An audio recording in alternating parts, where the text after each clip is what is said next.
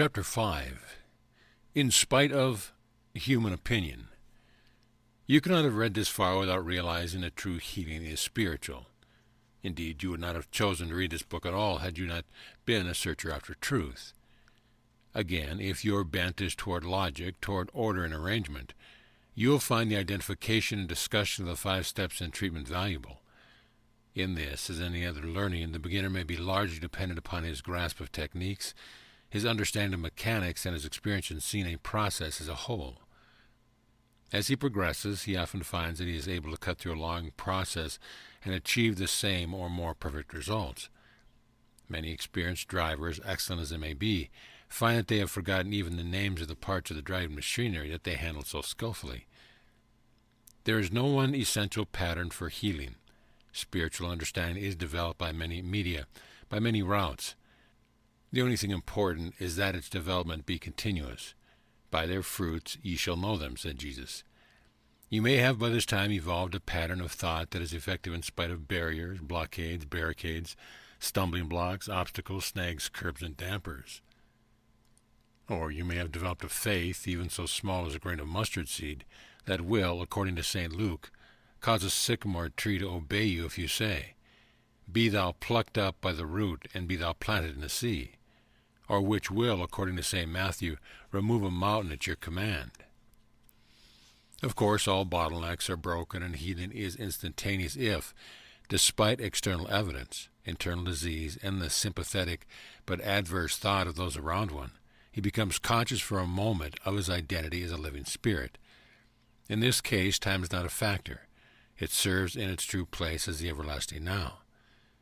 This happy individual need read no further. He has become freed from the necessity of formal or pattern thinking. His spiritual intuition has been developed until it has become the mainspring of his life and living. But for most of us, the search is an education process. For those who wish to receive the basic understanding on which spiritual healing is based, here is a brief catechism of 8 questions and answers. Spiritual healing. 1. How does one receive spiritual healing?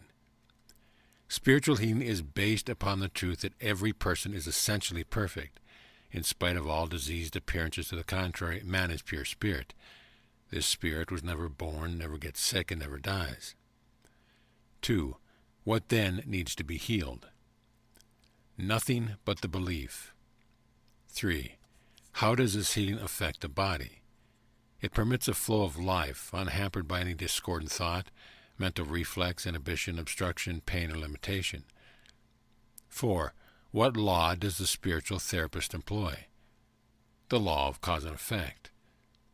5. How does this law work? Through it, form is created by the image or idea. 6. What are the requirements of spiritual healing? That the one using the principle rise above the images and ideas that produce the disease. No matter what the condition may be, the sick man must see himself as one with living spirit. He must contemplate the perfect life now flowing through him and have absolute faith that it will instantly respond to him. 7. How do we remove the mental cause of disease? By bringing in the new concept of truth and dwelling upon it until the old concept has been dissolved. Let Christ, the perfect concept, be formed in you. That is, hold it until it forms in you a consciousness of itself. Always start with the premise: perfect man, perfect God, and perfect being. First, you find the mental cause that needs to be changed. Then you reverse it by bringing in the new and higher concept that transcends the lower. In other words, you convince your mind that this negative condition need not be. If creative power within us is continually remolding our bodies, to live and think of the affirmative and constructive side of life will bring out the perfection which we desire. 8. Is there a scriptural pattern for meeting the bottlenecks in human experience? Yes, it is found in Proverbs 3:5-6. Rely with all your heart on the Eternal, and never lean on your own insight. Have mind of Him wherever you may go, and He will clear the road for you. When things get too thick for you, put your whole trust in God. Rely on the Eternal with all your heart. Take the initial step, and Spirit will go before you and make clear, easy, and successful your way. Like a massive bulldozer, he will clear all the difficulties and obstacles for you. Treatment for healing. The process begins with your desire or recognition.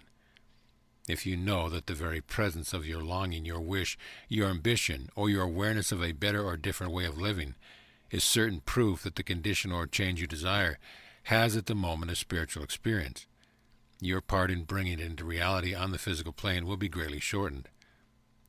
Sharpen the outline of your desire to make a definite image or concept. Bring it out of a vague, nebulous state. Make it assume the proportions of reality. The next step is to hold the picture you have made through meditation and silence until it forms in you a consciousness of itself, an identification. Then speak the word or declare what you desire. Imagine that Christ is actually present with you and speak the words with the authority, feeling, and tone that you think he would use in speaking them for you. This is the decree. Sit quietly for 5 or 10 minutes in what the author calls the period of acceptance or gestation.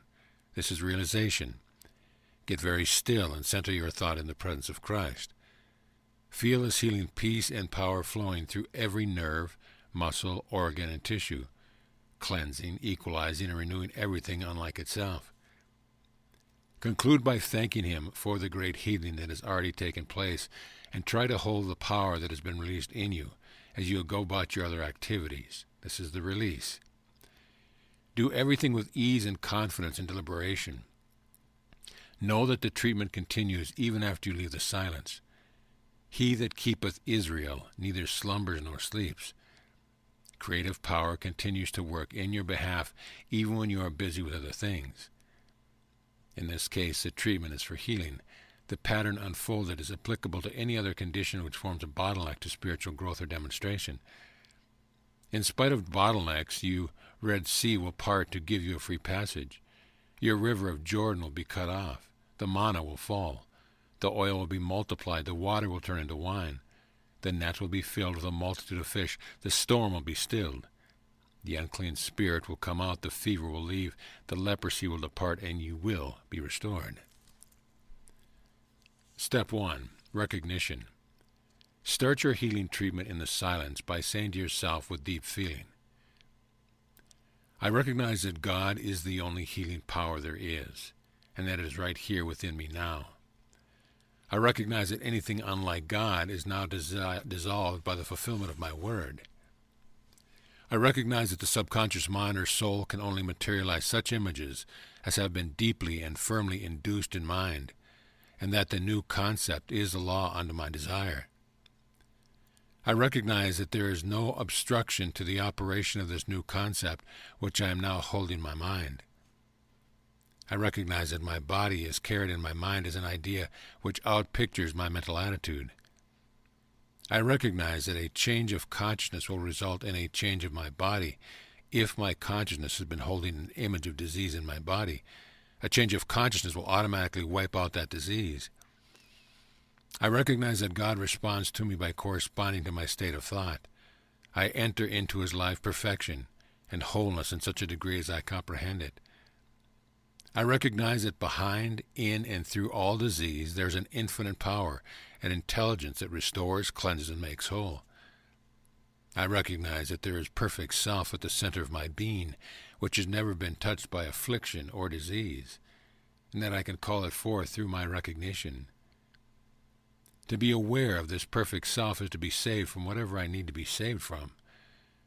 I recognize that disease is not reality, and that it has no law to support it. In my spiritual body I am now, always and have been, and always will be whole and well. I recognize that my perfection and health and wholeness are merely hidden from me by my false beliefs, and that the only thing that has to be healed is my belief. Step 2. Identification. Since God is all life, my life is some part of God life. There, being only life, I must be identified and unified with this life. Where? In the subjective part of my mind, how do I identify myself with this life? How do I employ the energy and vitality of God so that it flows through my body temple as vibrant and perfect health, through awareness? To the degree that I become conscious of and feel the presence of divine life, does it become an active force in my body? I therefore make my decree with acceptance and faith, knowing that the law responds to me by corresponding to my word. The healing power of Christ is now active in me, and I am made whole. I now identify myself with God's power, which heals everything in my body that needs healing and brings forth the highest state of perfection within me. The kingdom of God is a wellspring within me, and I'm alive with radiant health. Identifying myself with the kingdom within me, I have access to the full power and glory of God. I am renewed, revitalized, restored, strengthened, and made victorious. The divine plan of bodily action is now at work within me. I identify myself with the divine plan which interprets itself to me through strength, power, and buoyant health.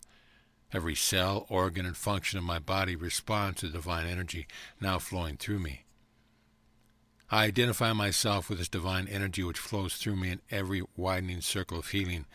The less becomes more, the isolation becomes inclusion, and the separation becomes oneness. The abnormal becomes normal, wrong action becomes right action. The quickening, vitalizing power of spirit floods my whole being, and I am radiant, vital, and alive. Identifying myself with the all-providing power within me maintains, sustains, recreates, keeps my body in perfect, renewing order. God's law of balance keeps heartbeat true, blood pure, and every function perfect and harmonious. As a temple of spirit, my body is made of divine substance. Identifying myself with the temple, not made with hands, eternal in the heavens. I realize that my body is no longer subject to physical and material laws. It is governed entirely by spiritual law. I am one with the life of God. My body is fashioned after the likeness of the divine pattern. Identifying myself with the life and energy of God dissolves all pain and discord. My whole being manifests the ease, harmony, peace, and strength of the Spirit which indwells me. The life of God now fills my body temple, and I am healed and made whole. Identifying myself with the one substance out of which everything is made, I call it an activity through my word. Speak the word only, and my servant shall be healed. As I speak the word of healing, divine substance is released throughout my being. My body now objectifies the God idea which is forever perfect. Step 3. The decree. Thou shalt also decree a thing, and it shall be established unto thee. To decree means to involve a word in thought or to set a word in motion. This does not necessarily mean a word formed by sound or letters. It may be a wordless mental concept. To decree or declare means to form, to make clear. A word begins with a matrix or mold in mind. It becomes flesh or takes form through spiritual substance. To speak the word is to decree that your concept shall be made flesh. What is the new concept that you wish to substitute for the old concept of disease? By accepting the new, you nullify the old. As an illustration, let's use this one. The quickening, vitalizing power of spirit right now is renewing me and restoring me to perfect health. This is your intention. We shall refer to it as well as to the other affirmations as the word. All affirmations converge in the word. The word is all the declaration of truth and concentration, working through subjective law. So shall my word be that goeth forth out of my mouth. It shall not return unto me void, but it shall accomplish that whereunto it is sent. Step 4. Realization. The worlds in which I live are two. The world I am, and the world I do. Henry Van Dyke. As we approach the next step, it might be well to define the word realization. It is from an old Sanskrit word which means from thought to thing. Realization is thus a subjective process which leads from the unseen to the seen, from decree to fulfillment, from thought to thing. It is a dual process which begins with a thought, the concept of the thing wanted, and then acts to materialize the object embodied in the thought. True realization is based upon this twofold process. Failure to carry this process into action means a partial result or no result at all. In the truest sense, realization means the same thing in actualization. It is, so to speak, mind in precipitation, the word becoming flesh. the idea taking form. It is imperative, however, that the decree, prayer, or treatment be followed by the action. Jesus said, faith without works, prayer without action is dead. Complete realization is both choice and acceptance. It is convincing the inner mind that what we say is true. The principal work in realization is to keep the body and mind relaxed and clear of tension, strain, confusion, contradictions, doubts, and anxieties. The object is to keep the healing life of God flowing from the center of the being to the afflicted parts of the body, and to know that it is manifesting itself in all that we think, say, and do. We must not only declare the truth about our bodies, but we must act and feel the truth of what we say. We must think and live in such a way that the right action becomes a law of our being. When we realize that our bodies respond to our word, there will no longer be anything for disease to act with. This realization is true not only of the malady which afflicts us, but of our whole organism. Jesus understood and demonstrated the law of realization so perfectly that he needed only to say to the man sick of palsy, "Arise and walk." Metaphysically interpreted, realization is faith in form and acceptance objectified. The mind formulates an idea representing the fulfillment of some need or desire, and then concentrates all its facilities and forces to make the idea real in the soul and in the outer world. I realize that there is a law in my mind which is now releasing into my body everything necessary to its wholeness and perfection. There is no barrier to the operation of this concept. There is no inaction, overaction, subnormal action, or abnormal action. There is no blockage, frustration, pain, irritation, inflammation, agitation, or contradiction. There is no bitterness, congestion, repulsion, dissension, incompletion, or deflection. There is one perfect circulation flowing through my body. It is never congested, impeded, polluted, or retarded. This circulation is strong, steady, vigorous, and forceful. It automatically dissolves everything that is unlike God. As the sun liquefies the iceberg, so my consciousness of God's presence liquefies all pain and discord. I know that the perfect life of God in and through me now is recreating my body after the divine pattern. Step 5, the release. The final and important step in the process is the release or planting of the word. If the seed is not planted or released, it cannot come to fruition. The word is the cause. Healing is the effect. If the word is properly released within the mentality, there will be a definite answer. The law says that whatsoever man soweth, that shall he reap. The treatment moves from cause to effect in such a degree as our consciousness embodies the idea. Many students, after giving a treatment, say, "Now I shall leave it with God." That is a good practice if you leave it with God, but bad practice if you leave it to Him. The first attitude brings great success in spiritual work. The second, on the other hand, scatters your good. If two of you shall agree on earth as touching anything that they shall ask, it shall be done for them. In the first attitude, God is working with you. In the second attitude, He is working without you. In leaving it to God, you are dividing your good because you believe in duality. You are implying that God's activity and your activity are two separate activities. In other words, you are separating your activity from God's activity. The Father worketh hitherto, and I work.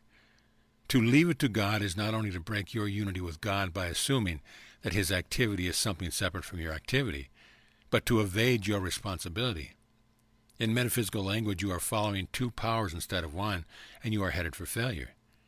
Do you see the difference? When you leave it with God, your contract is maintained, and the work continues. You are with God, and He is with you.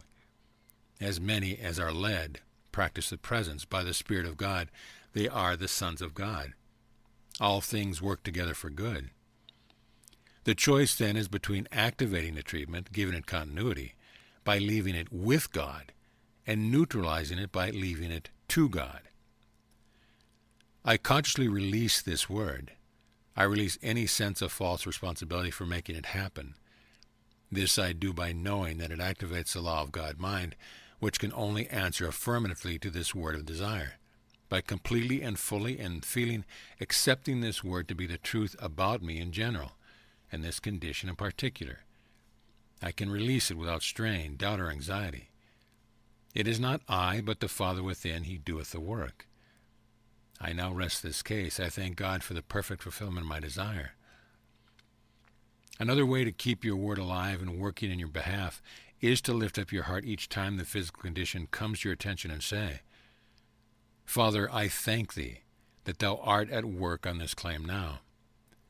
The answer may come immediately or may take a long time, but the important thing is that you keep your courage and mental level high. Metaphysical treatments are cumulative in their effect, and ye know not the hour when the Son of Man cometh. The success of the treatment will depend upon the continuity of your faith and expectancy. Since God is everywhere equally present, he is in every disease. To know this is to realize that the healing has already taken place. I've observed this law at work, and I believe in it. Several years ago, a dear friend fell down a long flight of stone steps and was seriously injured. She was rushed to the hospital where she lay in a coma with a fractured skull and other serious injuries. After 3 specialists in consultation had said the case was hopeless, I was called to the hospital by the member of the family. The night nurse told me that as I entered the room that the patient could not live through the night, that the doctors had given her up. Given her up, I said. What do you mean? There's no hope for her. She will probably die in the night, she responded. Aren't doctors the sworn enemies of death? What right have they to give up on a woman who's still alive, I demanded. There was a strong atmosphere of despair and resignation all through the room, and as I sat beside the patient's bed, I asked the nurse if she would mind leaving the room while I prayed. Not at all, she replied, and stepped quietly out into the hall.